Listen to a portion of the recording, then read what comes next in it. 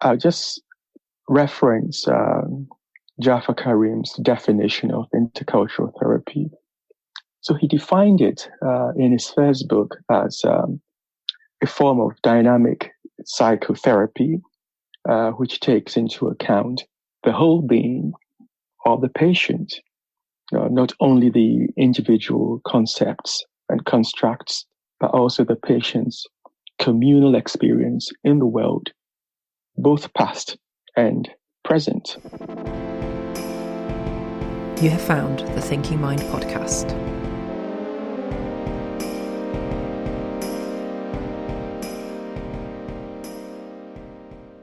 Today I'm speaking with Baffour Ababio. Baffour is a psychoanalytic intercultural psychotherapist and a supervisor at the Nafsiyat Intercultural Therapy Center. So that's an organization devoted to intercultural therapy, providing therapy for people of different religious, cultural and ethnic communities in North London. Alongside their clinical work, they also offer a range of training opportunities for trainee therapists.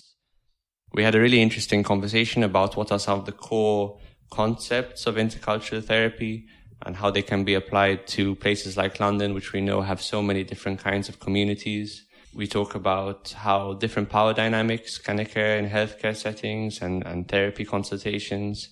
What does it mean for people to build a bridge between each other and finding some sense of common humanity, and many other topics. So I hope you enjoy. As always, wherever you listen, don't forget to subscribe. And if you can, give us a rating or a review, because that would really help us out. So with all that being said, here is Baffour Ababio.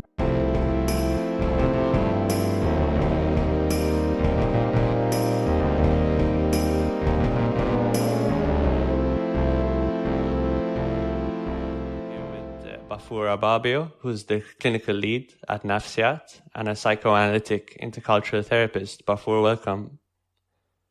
Thank you, Alex. Thank you for having me. Maybe to frame this conversation a bit, obviously we're going to talk about Nafsiyat, the organization you work for, and a bit about your career. I think that one of the ethos of this podcast, in part, is to, as much as possible, democratize information that can be useful for one's mental health.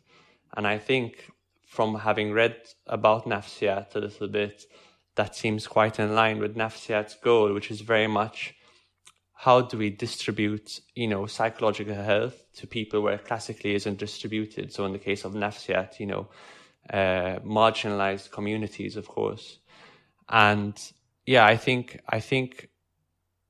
psychotherapy and psychological health classically is very much thought of as the remit of the privileged. I think less so now than before, but certainly classically that's the case.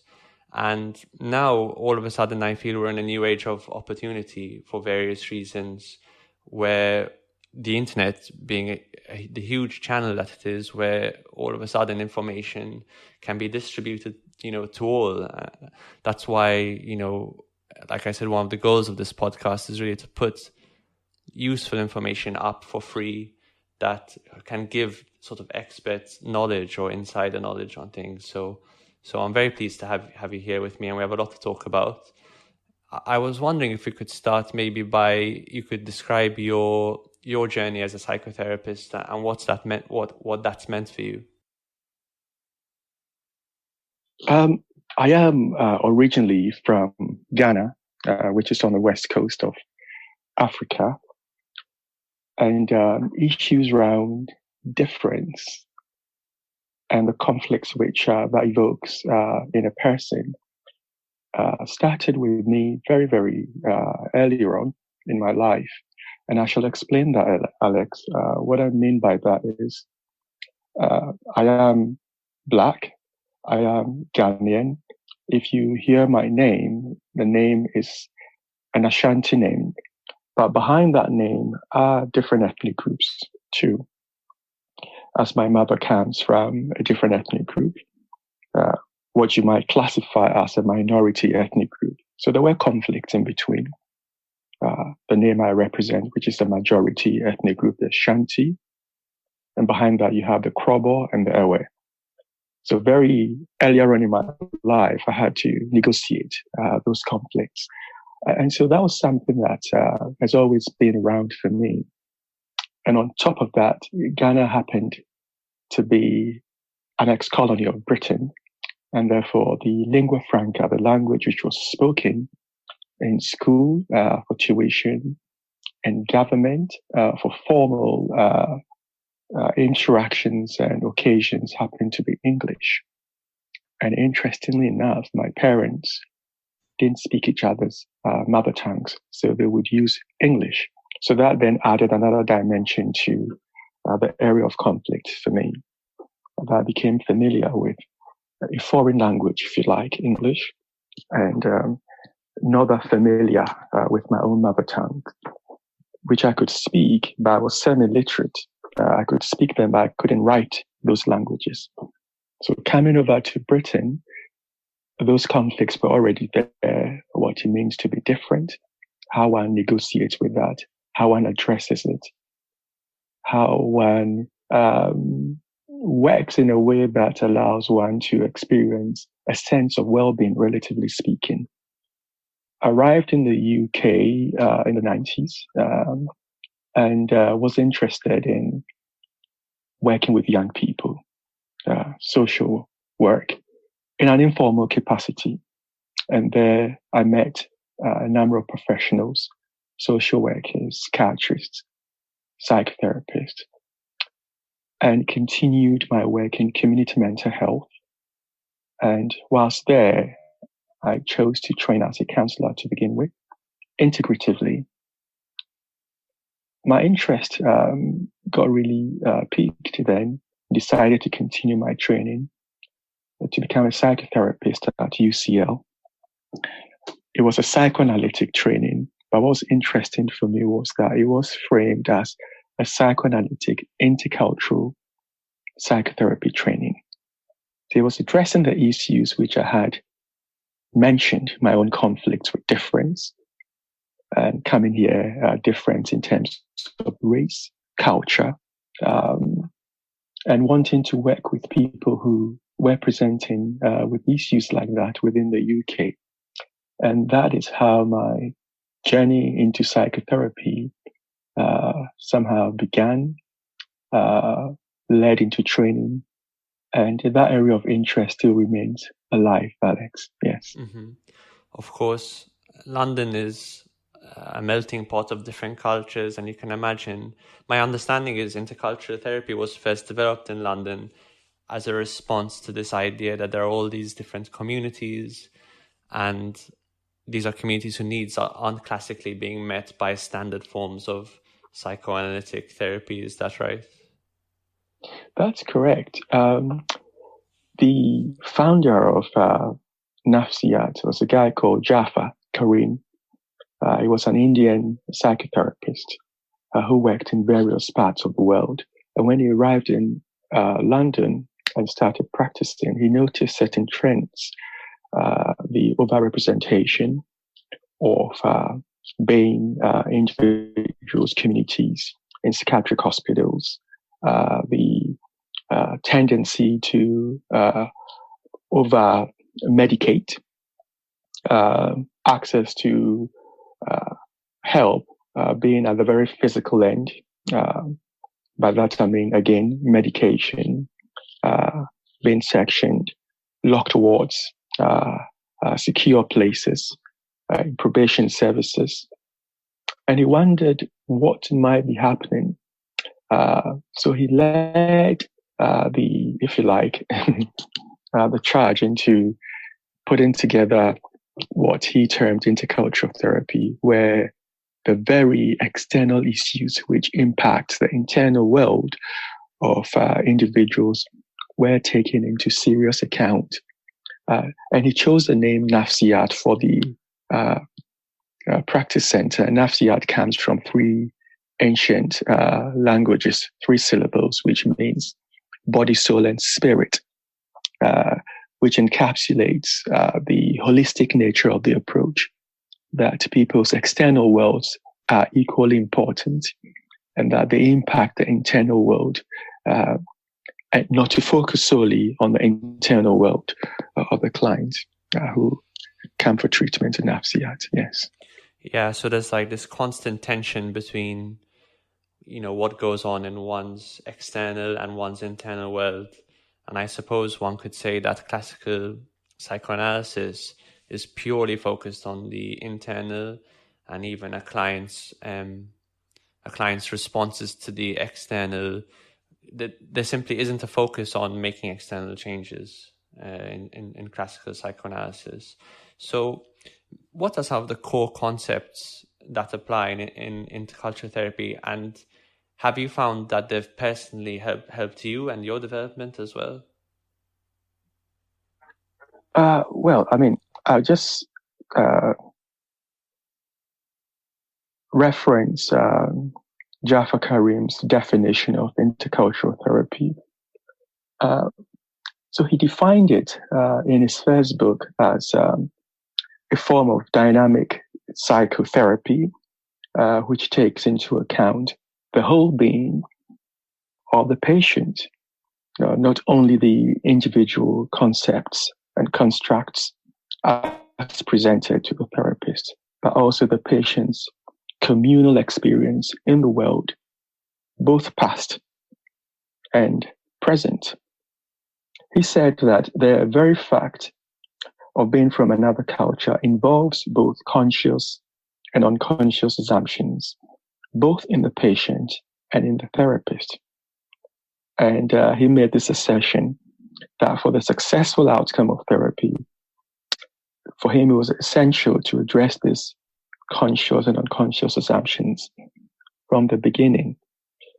So intercultural therapy isn't about matching, in my case, if I were to approach a center for therapy, not to match me with a Ghanaian, unless language was a barrier. If I couldn't speak English, then it would mean having to find a Ghanaian to work with me who could speak my language.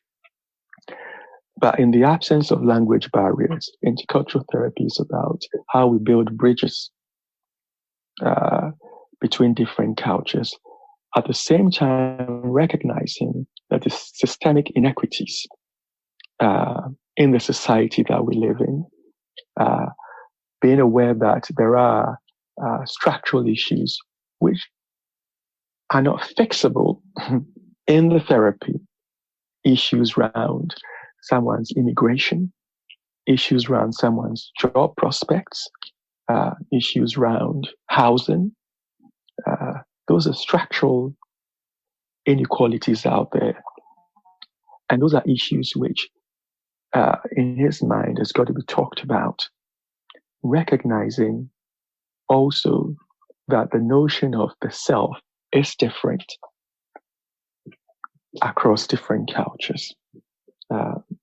What constitutes someone's world might be more communal than leaning towards an individual or nuclear family type, and to take that into consideration. Therefore, the therapist has got to hold loosely that they're working with somebody whose world might be different to theirs, which requires curiosity. It requires some degree of learning about the other person and being able to be empathic to the other person. In the clinical practice, how does that work out? If I am working with somebody who's different from me, what I'm thinking about is, might we have historic relationships in the external world? If a white client approaches me, what might the historical relationships be? We're talking about the colonial past. We're talking about the post-colonial. We're talking racism. How might these issues get articulated in the therapy? And for Jaffa and for many intercultural therapists, it's about grasping the nettle of check in with the client how they might be experiencing the therapist. Because otherwise, the unequal power balance, which operates outside the therapeutic room, gets repeated in the therapy. And you might just have therapy with the person, and the difficult areas gets completely avoided. And the client ends up helped in part, but not fully, because certain issues have been sidestepped in the therapy. So addressing difference is a core issue in working interculturally, because in working with the difference, the similarities and the commonalities then begin to emerge. So the idea is that, everyone has different unconscious presuppositions, and many of these are cultural and of course related to one's life experience. And when you encounter someone in life who's importantly different for whatever reason, both of you are going to be carrying this sort of unconscious baggage.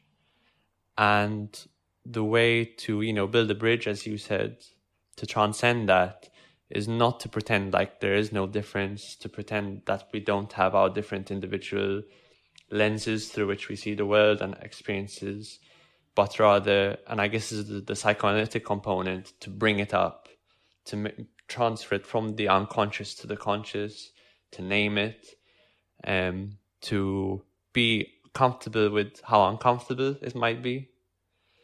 And I suppose that's a way that therapist and client can achieve a kind of common humanity.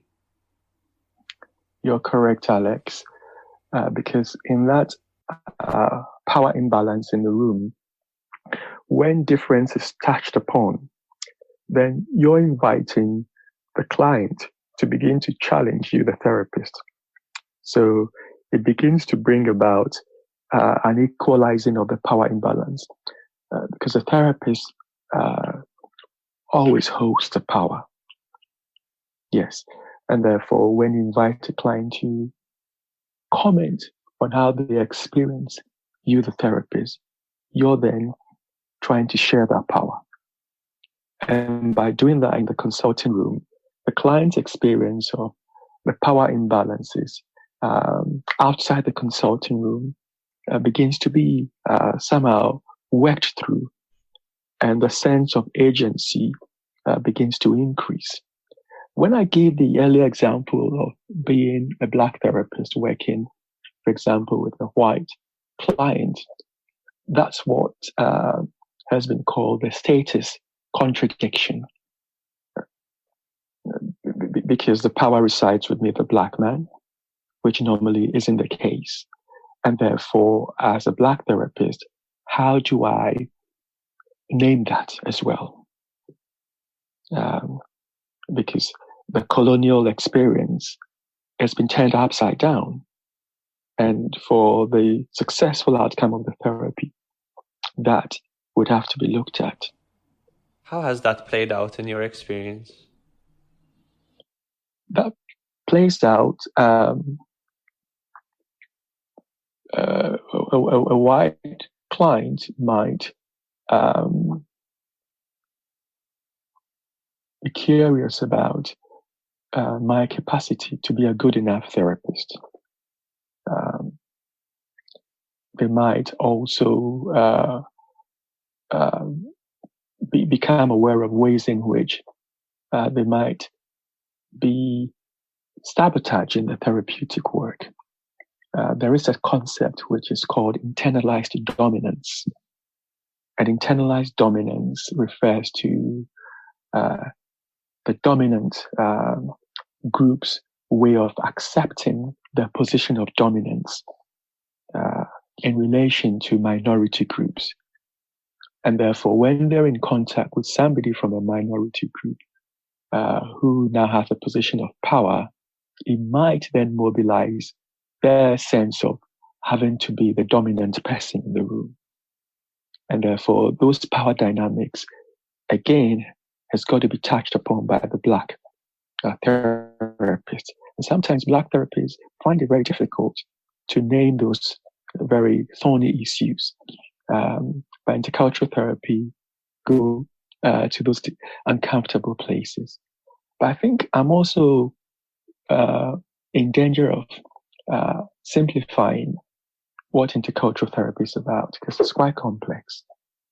There are people who look like me, a Black man, but who have different internalized cultures within their particular culture. Could be very English. And one's got to bear that in mind when one's working. People come to NAFSIAD because they were born in Britain, perhaps from a South Asian family, but have grown up here, and the parents would like them to adhere to South Asian values. But they're saying that we're hybridized. we're British and we're South Asian, or we're even more British than South Asian. So those conflicts are part of the array of problems that people come to therapy to resolve. So a South Asian therapist encountering another South Asian therapist should not assume that they're going to be the same. Mm-hmm. They could be very different. Mm-hmm. And that is also part of the intercultural work. Yes. And of course, the other layer of complexity is that power can take so many forms. For example, socioeconomic, it's even the degree, class, level of education, mm-hmm. the degree to which one is psychologically minded. Mm-hmm. And I imagine these can all, well, I've seen it. I've seen these things play out in clinical encounters. Mm. I think a lot of it, I think you're right, where in as a general rule, it is the clinician that holds the power. And I'm very much of the school of thought that it's about how do you redistribute, how do you use that power wisely and for the greater good. And I think that's why clinicians really have a duty towards self-examination. One example that I think is pertinent, and I think this refers to hard power rather than soft power, by which I mean, for example, the use of the Mental Health Act, is I've seen clinicians, if they're dealing with a patient who's been sectioned, rather than pretend, as I've seen other clinicians do, as if there wasn't a section in the room, that hasn't happened, instead to actually name it and to say, listen, you're currently under a section of the Mental Health Act, and did you know that you have the right to appeal if you disagree, and that I would urge you to appeal, and this is the process. So I think things like that are really important because, of course, the necessity to be able to section someone in the necessary circumstances is important, but to do so as a blunt tool, the capacity for suffering, excess, undue suffering in that process is enormous. And so this idea that, and of course, this is an easy example, like I said, hard power, not soft power. Soft power would be more the things you were describing earlier, the authority one carries as a clinician, etc. Yeah. And I think it can be so subtle, the way that a clinician can have authority over a client. And so just those, to be so mindful of that, and how do we level the playing field? How do I actually, because the goal is to ultimately to empower the client as much as possible. That is true. Yes, that's a really very useful example. Yes, the one that I would bear in mind, Alex. And sort of the reference that you've made to accessibility to service. I think part of NAFSIAD's service offer is one in which there are a number of languages available. There are about 20 plus languages because NAFSIAD seeks and aims not to use interpreters in the work. So we have a number of languages ranging from Arabic, Tigrinya, Tigray, Amharic, East African languages that I speak, such as Tree, Krobo. You have Turkish, Kurmanchi. You have Farsi. You have Bengali, and there are dialects there, Sileti and Bengali, and a number of other languages such as Russian, Spanish, French. What this is about is the coalition, the Rainbow Coalition at NAFSIAT, where therapists are from various parts of the world. Brown, white, black therapists, or on that path, on that journey towards being able to offer a service which is anti-oppressive, anti-racist, looking at all those various areas of intersectionality where different oppressions can come together and impact the individual within the social and the community interactions. So language is a key service offer for NAFSIAT. What are some of the common presentations that you see at NAFSIAT presenting problems? And do you think they are importantly different from presentations you might commonly see in an NHS mental health service? Areas of huge overlap. But what might differentiate NAFSIAT is the degree to which those issues are explored and worked with and worked through. The understanding that there might be identity distress, confusion, in the case where a person is moving between different generations, the values of their parents, country of origin, and the country within which they were born. So those are issues which happen to be the currency of the presenting issues at NAFSIAT.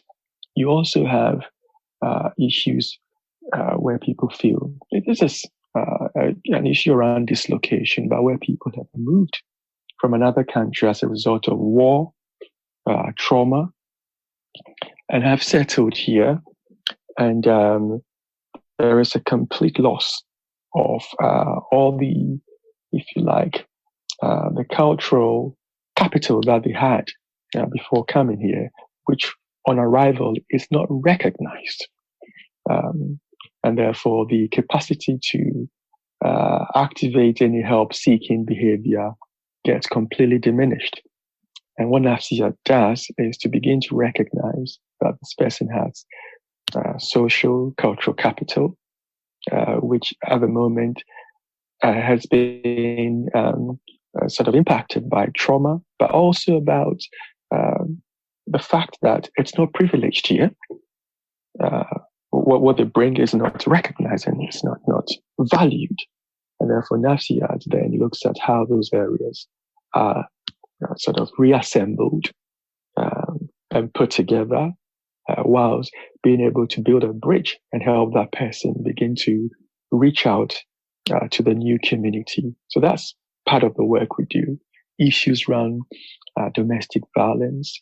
Alex, you may have heard about the increase in incidents during the lockdown of domestic violence, which is just work that was happening before and has increased even during this lockdown that we've experienced. And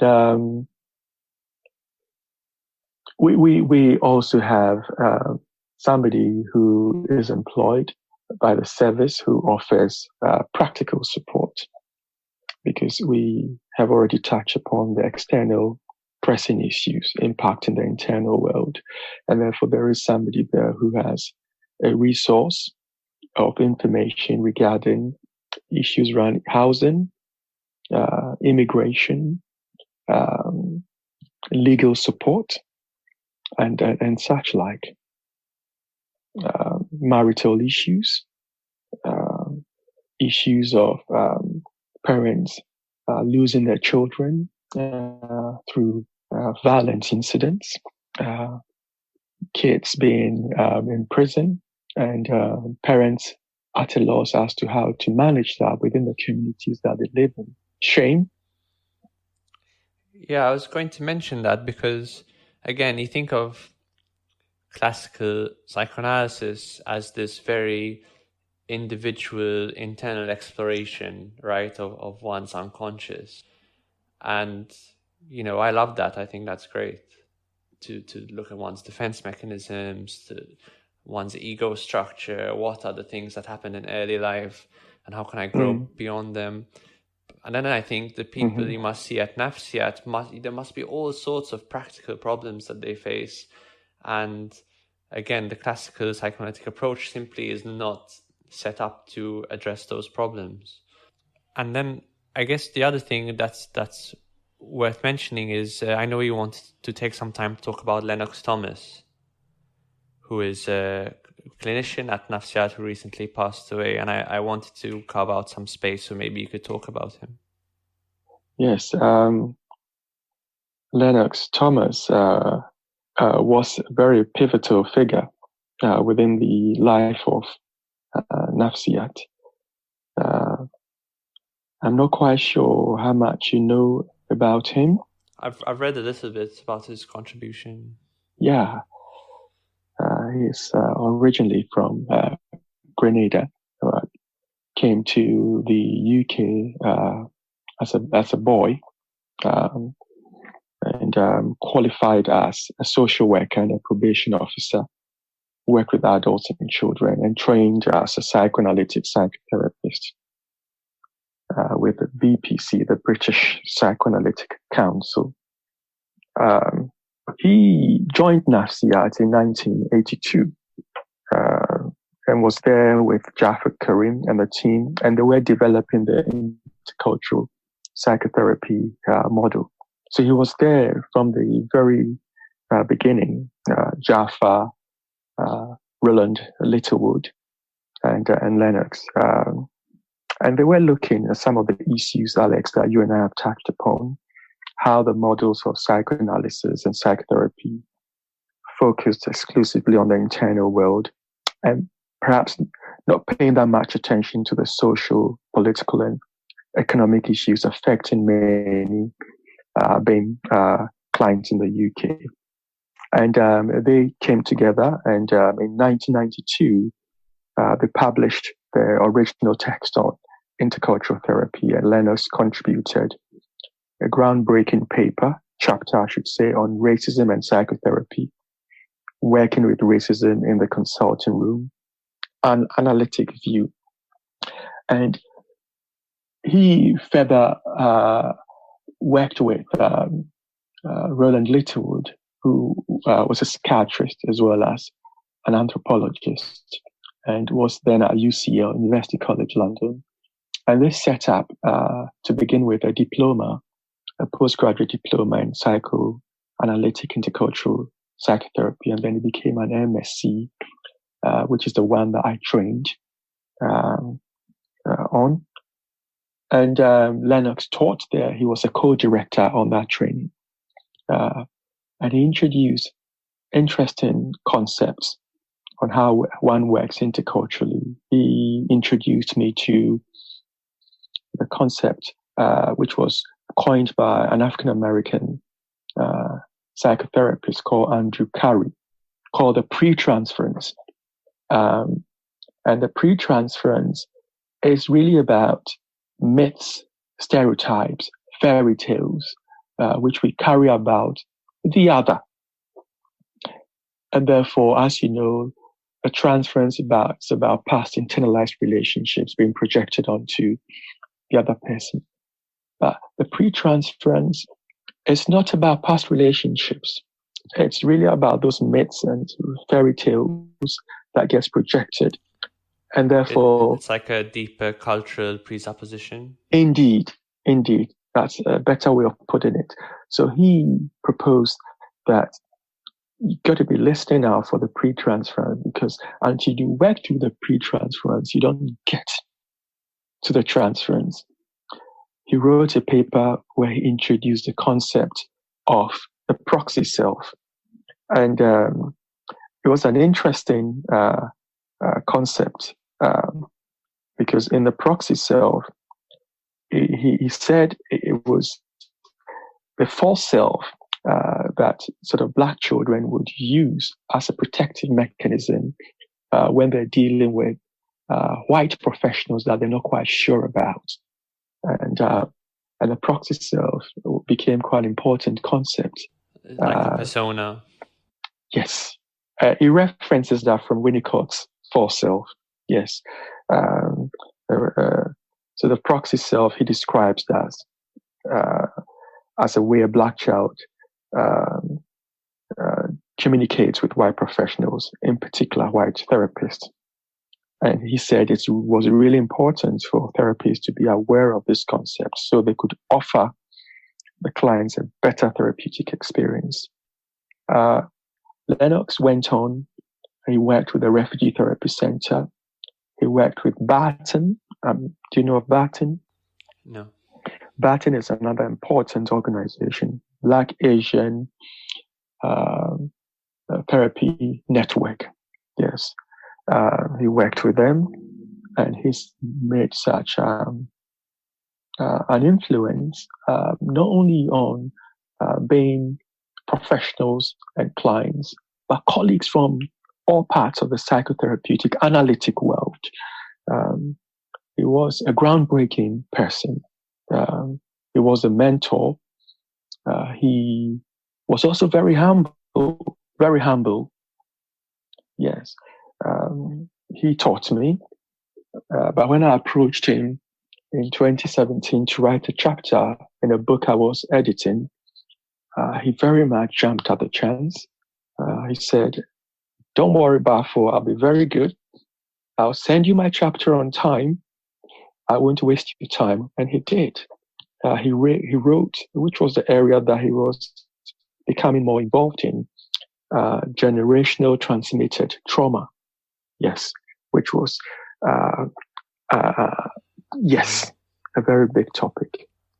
When I spoke with him around about October, just talking about the book and reflecting on it, he then left me with a very cryptic thought. He said, "Baffour, now we have to explore the frontiers of intercultural therapy." The frontiers of intercultural therapy. And What do you see as the frontiers at the moment? Well, I regretted not asking him, because I share this conversation with colleagues and they keep asking me, "Did you ask him what the frontiers?" So he left that job for us to explore. And I see that as the latter part of his focus, how trauma gets transmitted over generations. I'm also looking at... So crucial to understand. Very, very. Did you want to say more about that? If you're just working...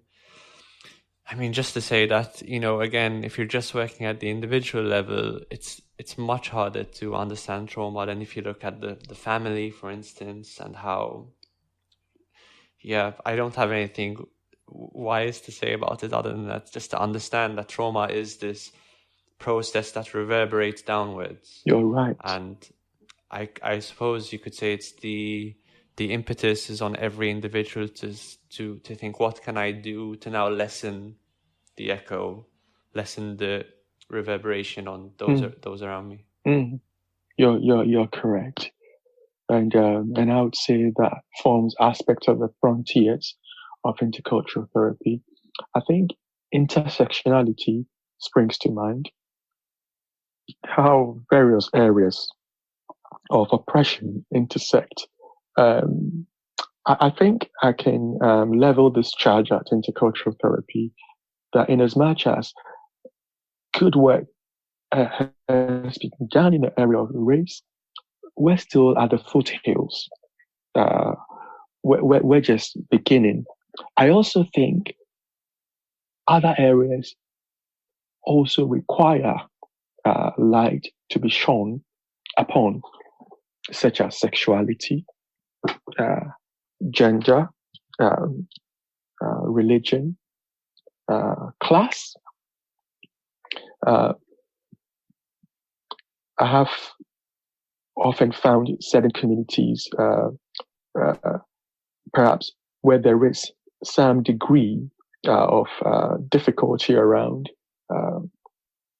sexual orientation, might have people come from that community who haven't been able to actually speak openly and come out. And they would come to NAFSIAT to be helped.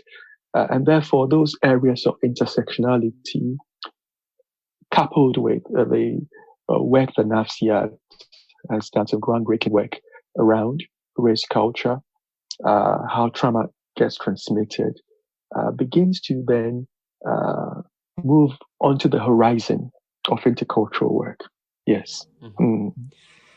We arranged to do this interview, I think, initially some months ago, but of course, since then, now we've seen the killing of George Floyd in America, and now there's this spotlight on racism, both racism of the past, but racism as it still manifests today.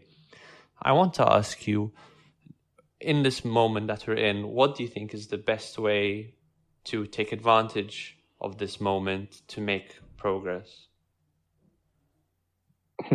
That's a big question, Alex. That's a big question, one that requires reflection and time. But I'll do my best reflecting on what's been happening at the moment. I think there are some themes emerging in that issues around oppression, racism, which were being tentatively approached or avoided, are now very much in the spotlight. So that's being spoken about. People are being helped. And by help, obviously the client gets helped. But the therapist who's now being able to actually talk about those issues with the client is also being helped, because avoidance depletes not only the client, but as well as the therapist. And if we look at the power dynamics, which you've touched upon before, if one projects all the negativity onto the other, one then remains, one's left depleted as well. You're yes, trapped. Indeed. So that's work that has gained a bit more traction, and that needs to be consolidated. Part of NAFSIAT's work as well is one of going out there into the public sphere and having conversations. We're now beginning to engage with different organizations, both in London, outside London, around this very issue.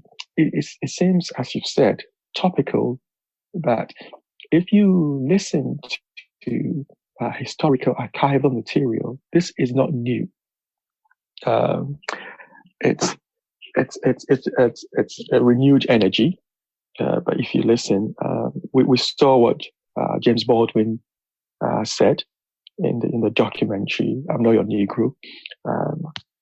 Those were, it's still happening now. So it was in the 60s. There were themes like that. And it's now gained renewed energy now. So I think training and engaging with the public, but also making sure that we're not reinforcing divisions, that we're working across. Because if you looked at the people who went out to protest, there was a rainbow coalition.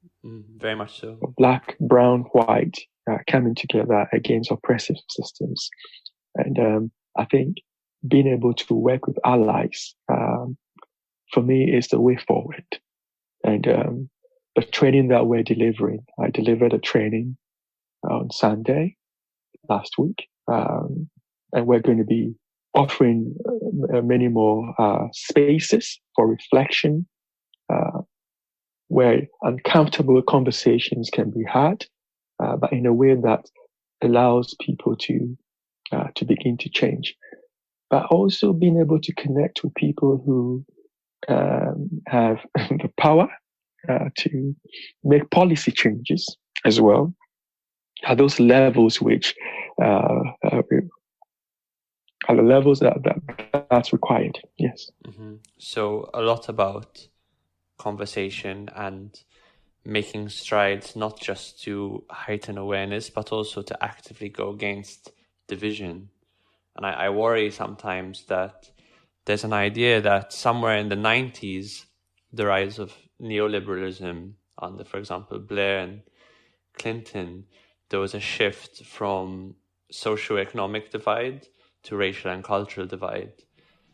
And one worries sometimes to what extent certain systems in nation states are set up in order to keep, the majority of people of all sorts of race and culture fighting amongst themselves, so that the roots of certain kinds of power aren't actually addressed.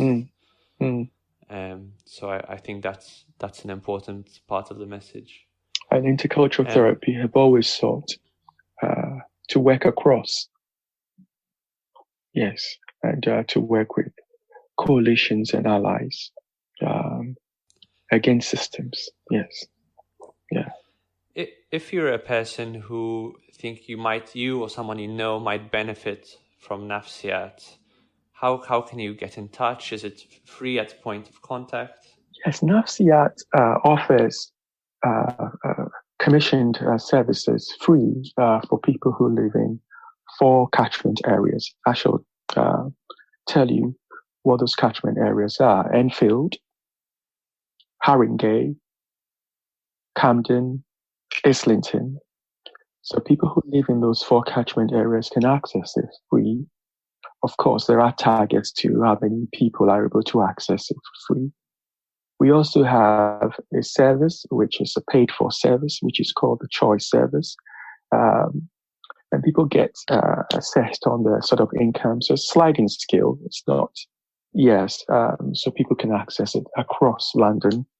And with the introduction of online work, I think accessibility has now been even more widened. So you go to the website, Nafsiat, and there are drop-down menus that you can. And are there donation options available for people who want to support Nafsiat? Yes. The website has clear, if you like, pathways into how people who are interested in supporting the organization financially can do that. And people who are interested in reading about Nafsiat's work can read about it on the website. We've recently published a book, which I co-edited with Roland Littlewood, which was published by Routledge. It's called Intercultural Therapy, Challenges, Insights, and Developments. And co-edited that with Roland Littlewood, who was one of the founders of Nafsiat. And it's a really useful volume as an introduction to the work we do. Great. So if you want more information about Nafsiat, go to their website. If you'd like to learn more about intercultural therapy, we'll post a link to the book in the show notes as well. Before we wrap up, I always give my guests a chance to ask me a question after I ask you a lot of intrusive questions. Do you have any particular questions for me? I found our contact today very warm, very conversational. I didn't experience it at all as being intrusive. Alex, I would say you put like me on to be hyperbolic. You put me on the couch. Yeah, I do tend to do that. I do want to say, actually, I really related to what you said at the beginning when you were talking about conflict, particularly in terms of language. I grew up in Malta, which is it's been colonized by basically everyone, but it was last colonized by the British. And as a result, it was quite heavily promoted for me to speak English when I was young, and my family speaks predominantly English. As a result, when you mentioned being semi-literate in your native tongue, I have the similar experience of being semi-literate in mine, Maltese. And I remember, and still to some degree, I feel that sense of loss, of connectedness with a lot of people in my country as a result. And at the same time, I'm very grateful for English because of all of the doors that it's opened. But suffice to say, I really relate to that idea of that conflict. That conflict element is so important for us all to think about our own conflicts and to try and unwind them. And I was curious about you because I noticed a slight accent, and I wondered about that. So thank you for introducing yourself from a historical perspective too. And in terms of your work, I didn't ask you. You a psychologist? Are you a psychotherapist? So I'm a psychiatrist. Are you a psychiatrist? Okay. I'm a psychiatrist with a special interest in psychotherapy, and I'm in the middle of my training now, so I'm my registrar training. Wonderful. Well, Baffour, it's been a pleasure. Thank you very much. You're welcome back anytime. Really? Of course. I'll take you up on that. Yeah. You are listening to the Thinking Mind podcast.